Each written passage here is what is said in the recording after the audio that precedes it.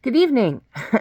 Welcome to another episode of Liz Explains the Movies. I'm coming to you from a different room in my house because I'm not dialyzing tonight, but I will again in the morning. But I just finished watching the movie Hanging Up, which is my very favorite Diane Keaton movie. As a recap, we lost Diane Keaton this weekend. She died, and she was one of my favorite comedic actresses. Very, very funny and very versatile. And I told you that yesterday, even though I went through a lot of her movies yesterday, I told you that I would go over her favorite one, my favorite one of hers. And it's not one that she's in a ton of, she's like a third of the three main actresses that are in it, but she directed it. It was her debut of directing. And she did such a great job with the direction. And it stars, it came out in 2000.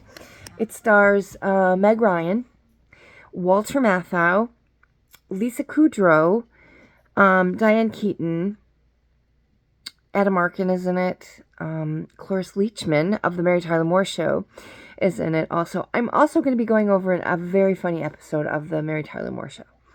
So today... And I will send, there will be clips from Hanging Up below in the description. You see the word more underneath the thing. Just push the word more, and then there should be all the things you want. There's a trailer for Hanging Up, and then there is a full episode of the Mary Tyler Moore Show that I'm talking about you can watch. I did skip 2 episodes. I skipped the one where Mary meets Rhoda's mother for the first time. It was kind of, And then I also skipped the one where the guy is an ex-Vikings football player and he wants to become a sportscaster, and it's really not very, it's, every show has good ones, bad ones, so, today I had a busy day. I went to church. I went without my family, but, I love my church family, and so I went to church, and they were having like this fundraiser dinner thing, and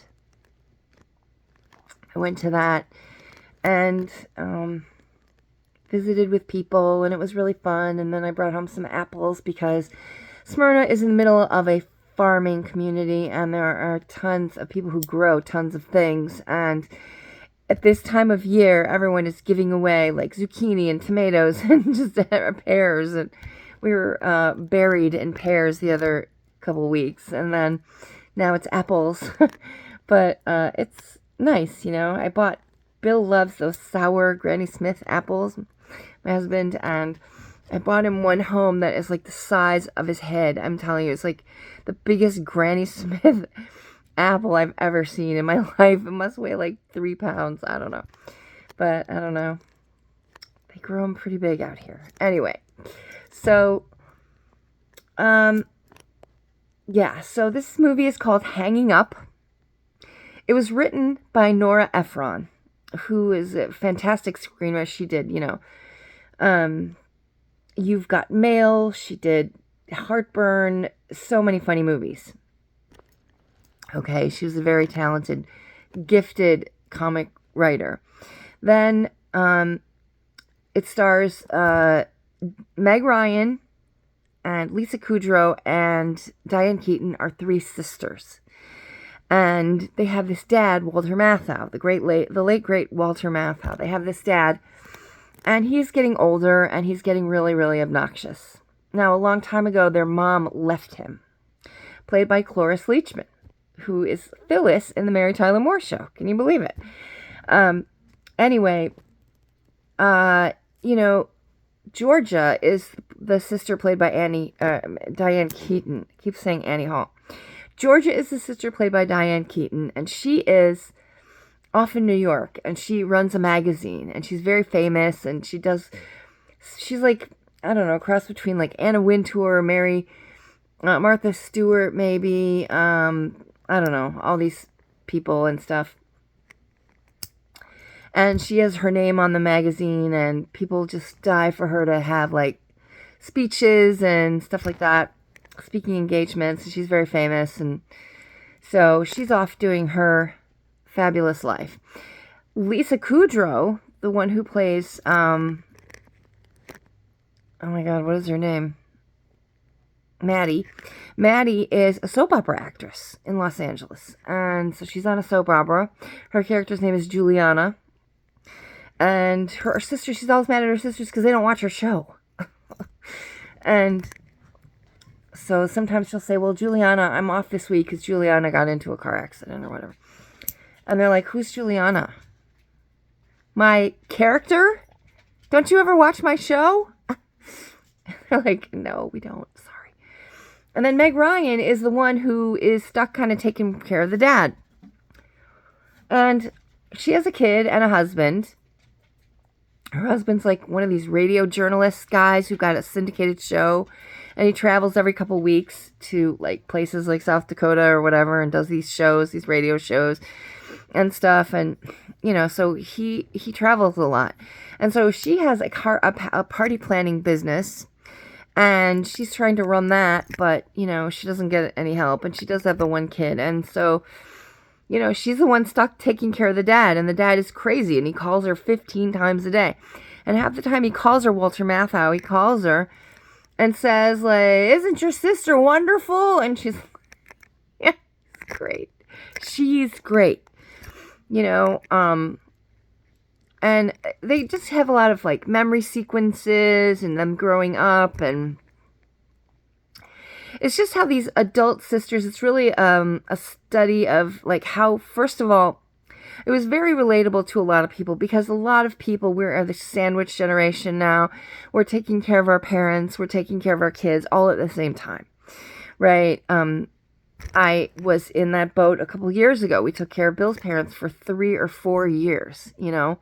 They were moved here and, you know, combination of apartments. And it was during COVID, so there was no, like, care facility we could put them in.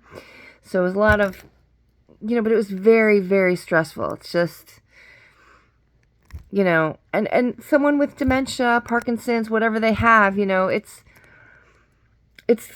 so hard to deal with sometimes. They call you up and say, what time do I take my 11 o'clock pills? What time do you think you take them? You know, they just can't help it, right? And you love them, but they're like not there anymore, right? So, you know, and sometimes they think you're someone else, or they tell you how great your sibling is, the one who hasn't come to visit, and I don't know, whatever. So it's very, very, very stressful. And so she is the one kind of stuck taking care of the dad, you know. And then the sister in New York, Georgia, she's always telling her, oh, she just needs a different cocktail of meds. And, you know, you need to really find some good doctors from him. And, like, implying that it's her fault, Meg Ryan's fault. And she's like, look, you're not here. And then the other one's all off acting and traveling and with boyfriends. And so she's kind of stuck taking care of the guy. And then he escapes from the place. And, you know, so they go through these trials and tribulations with their dad. And it's a very sweet, funny, relatable movie. It's a little dated, but, you know, it's a person going through it like Meg Ryan is going. She's so stressed out from being pulled in 16 different directions. She's planning this event, and the lady, all of it at the end, at the very last minute, this lady has a group of 500 people coming for a luncheon, for some fundraising luncheon, and she's doing the party planning for it. And she said, wouldn't it be great if we could have it at the Nixon library? What? I can't just switch it a week before the event? Yeah, you can. It's okay. And, you know, and then we lost our speaker. Can your sister come out and do it? What? You know, so they're kind of using her for her sister. It's kind of crazy.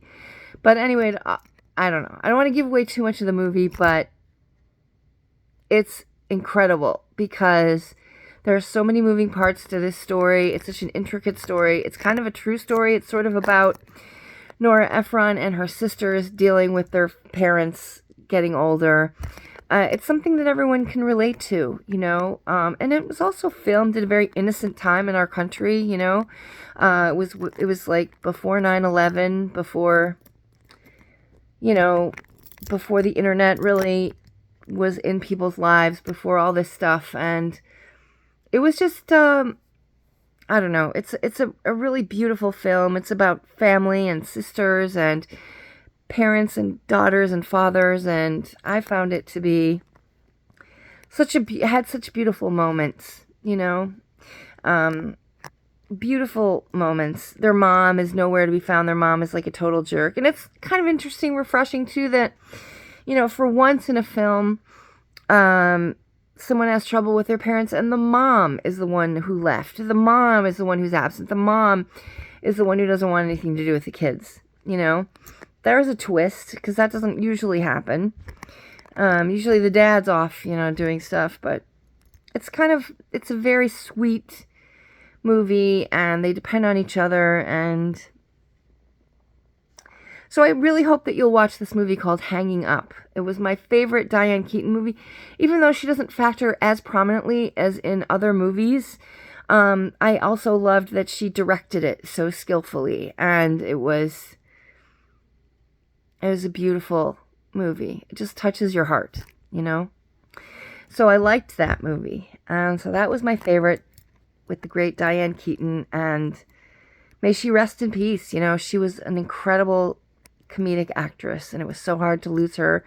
And we're going to start losing these guys, you know? Who's next? I mean, I don't know. 2025 isn't over yet. So, it's hard to think about some of these people, you know, Bette Midler or Meryl Streep, or, I mean, it's really sobering, you know, because these people aren't going to be around anymore, and they don't make movies like this anymore. And then it also captures a time in their lives, you know. You see them now, and, I mean, the last pictures I saw of Diane Keaton, she was looking quite older, and there's nothing wrong with looking older, and she was still very vibrant and right on top of everything, not, you know, but she doesn't look like she used to, and that's okay. But it's like, oh, I remember that version of her, you know, and it's sort of beautiful. It's kind of a way that life goes. So that was that. And then, speaking of that, you know, the other thing that I watched, again, and you can watch it below in the description, is there's the trailer for Hanging Up, but also, and incidentally, Hanging Up, this was Walter Matthau's last movie, and he was quite ill during it, and he died 9 months after the movie wrapped, or it was released. I can't remember, but it was his last film. But it's really funny, his part, he was a Hollywood screenwriter, and he was friends with John Wayne, and so John Wayne, at the end of his career, gave him this souvenir giant bullet, and he treasured that thing, and he took it with him everywhere. And so he would say to the girls, and he raised them, you know, he really raised them after their mom left, and they left when they were quite young. She left when they were quite young, and he would say, come on, girls, let's go sit with the bullet and talk about it. Sit with the bullet. It's so funny. Let's sit with the bullet. I think about that a lot. It's very funny. Anyway, so that's that movie, Hanging Up, and I hope you watch it. And then the second thing I was going to talk to you about is the Mary Tyler Moore Show, season 1 now. We're on episode 7. Now, I skipped 5 and 6. I didn't like 5 and 6. I'm sorry. You can watch them. They're in sequence in a lot of these YouTube channels. And particularly the one that I use, they're in sequence, I think. And number 5 is when this guy, he's a football player for the Vikings, and he wants to be a sportscaster, and he's absolutely terrible about it. And so then he writes a book, and his book is really sad. And I mean, I just didn't like that episode. It was kind of depressing, and it's not why I watched that show, and it wasn't very funny. And, you know, so then the other one is when Rhoda's mother comes to visit, and it was just kind of odd, and I you know, full of a lot of stereotype jokes, and that didn't really last the test of time. That's my stupid dog, Dewey. Okay, so this episode takes place in the newsroom partly, and so Ted calls in sick. He calls in sick, Ted the newscaster. Ted Baxter. He calls in sick, and he has a terrible cold and 105 fever, and he's going to be out for a week, right? So Murray Slaughter, the writer, is going to be the newscaster. He puts on a toupee. It looks terrible. He's going to be the newscaster for a week because he has a degree in journalism, but he just mostly is behind the scenes, right? And so the day they find out that Ted is sick, Murray has to prepare. He's still writing the news. He can't, interview this guy, and someone has to interview this writer who comes into town. And it's this guy who wrote a book. I can't remember what the book is named. Are Men Obsolete or something? And so Lou Grant says to Mary, you interview him, and we'll just edit out your part and put in Ted's voice after. And she's like, oh, okay. She doesn't want to be on TV. So she does the questions. They're both sitting at this desk, and the guy kind of likes her, this author. And so she gets done with the interview, and he goes, hey, can I take you out to dinner? And she's sort of flattered, and he's cute and all this. And she's like, okay, I guess, yeah. And so she says yes to having dinner with him that night. Why not? He's alone in town or whatever. He's only in town for a few days. And so she says yes. And then she gets up from the desk, and he gets up from the desk. And, Mary Tyler Moore herself, is like 5'8", which is how tall I am. Big deal. But, she's 5'8", and then she's wearing heels. So she's probably 5'10", 5'11". And this guy is like 5'1". And she doesn't notice it when he's behind the desk. And so she's trying really hard not to. This episode is called Toulouse-Lautrec, is one of my favorite artists. And so this guy is trying very hard. She's trying very hard not to be, and she likes him. She likes him a lot. I think they might end up just being friends, but it's this big issue about he's short, and it's just, what does she do about that? And he's writing a book, and he dedicates it to her. And it's just a really sweet episode. There's a lot of really great parts of Rhoda in there. There's no Cloris Leachman in there. There's no Ted. I don't know where Ted was. I guess he's off being sick. But, a lot of good Murray. It's a great episode. And I think you'll really like it. I think that it's a really funny one that, she keeps saying dumb things without meaning to, and she really likes the guy, and there's a lot of short people jokes in there. It's kind of, but I guess today it wouldn't fly, it probably wouldn't, but they like each other, and I don't know. So what is she going to do about that? I don't know. So that's Preda When I Ruined the Episode. You can just watch that one for free. And so I guess this is kind of I don't know, but, it's kind of a shorter episode of Liz Explains the Movies. Next time we will be back to our regularly scheduled programming. I'm trying to think what movies next. I'm going to have a question of the day every day, I think, from the beginning. And there's a section in the comments below where you can post comments or, so my question of the day is, what is your favorite Diane Keaton movie? I went over a whole bunch of them yesterday. The Godfather, Reds, Hanging Up, Annie Hall, Manhattan, some of the best movies ever done, and she was very versatile. She was a singer. She played the piano. So she's going to be missed. She's really going to be missed. And, so what is your favorite Diane Keaton movie? I'd love to know. And then also, are there any suggestions of movies? Someone said I should try this movie Leap Year. I've never seen that.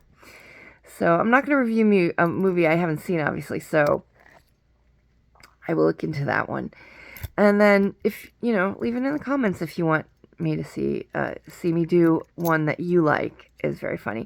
But, keep in mind, I don't do, trendy movies. I do, some of the classic, I guess, not classic, but, I'm planning on doing, just movies that I really loved, kind of growing up and in my young adult years and my older, and they're 20, 30 years old sometimes, but they hold up, A movie like Baby Boom, a movie like Tootsie, some of these, I mean, you know, there's always some dated parts, but they really, really do hold up.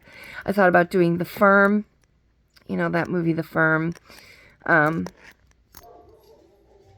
Okay, my dogs are working. So, anyway, that's it for this episode of Liz Explains the Movies. I hope everyone had a great Sunday. I'll be back on the machine tomorrow. And, you know, be sure to like and subscribe if you like these videos, and I'll see you at the movies.